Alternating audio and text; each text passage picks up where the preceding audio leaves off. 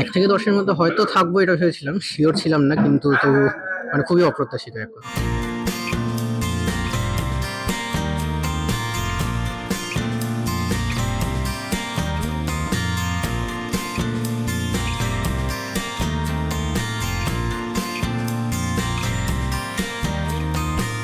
আমি রাজ্যে ১ম স্থান অধিকার করেছি পশ্চিমবঙ্গের। কত নাম্বার জানা গেছে? হ্যাঁ, 696 আউট অফ 700। সাবজেক্ট ওয়াইজ তো এখনো জানা এখন যায়নি। সাবজেক্ট ওয়াইজ জানা যায়নি, স্কুলে গেলে জানা যাবে। কেমন লাগছে? হ্যাঁ, খুবই অপ্রত্যাশিত ছিল। ভালো রেজাল্ট হয়েছে ভেবেছিলাম, কিন্তু রাজ্যে ১ম স্থান অধিকার করবো এটা খুবই অপ্রত্যাশিত। ১ থেকে ১০ এর মধ্যে হয়তো থাকবো এটা ভেবেছিলাম। সিওর ছিলাম না, কিন্তু তবু মানে খুবই অপ্রত্যাশিত এক কথা। প্রথমেই বাবা-মা আর দিদি সবাই, পরিবারের সবাইকে, আমাদের স্কুল টিচার যারা রয়েছেন, রায়গঞ্জ করোনেশন স্কুলের আপামর যারা শিক্ষক মণ্ডলী, এবং আমাকে যারা সারা বছর গাইড করেছেন, প্রাইভেট টিউটর যারা রয়েছেন, বন্ধু থেকে শুরু করে সকলের অবদান রয়েছে। কোনো বাধা ধরা শিডিউলে ফলো করতাম না, তবে যতটুকু ইচ্ছে হতো প্রতিদিন ততটুকু করতাম। এবং ভবিষ্যতে ভবিষ্যতে কি লক্ষ্য?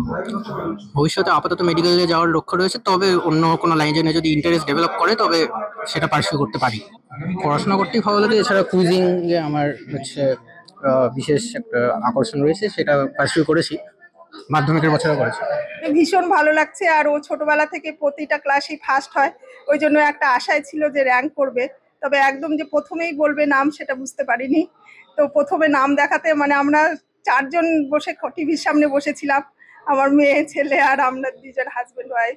তো ভীষণ ভীষণ খুশি লাগছে, মানে ভাষায় প্রকাশ করার মতো না। কেমন লাগছে মানে সেটা বলবার নাই। খুব ভালো লাগছে, এবং আশা করছি ভবিষ্যতেও আরো যাতে উন্নতি করে আর কি, সেটাই ঠাকুরের কাছে প্রার্থনা।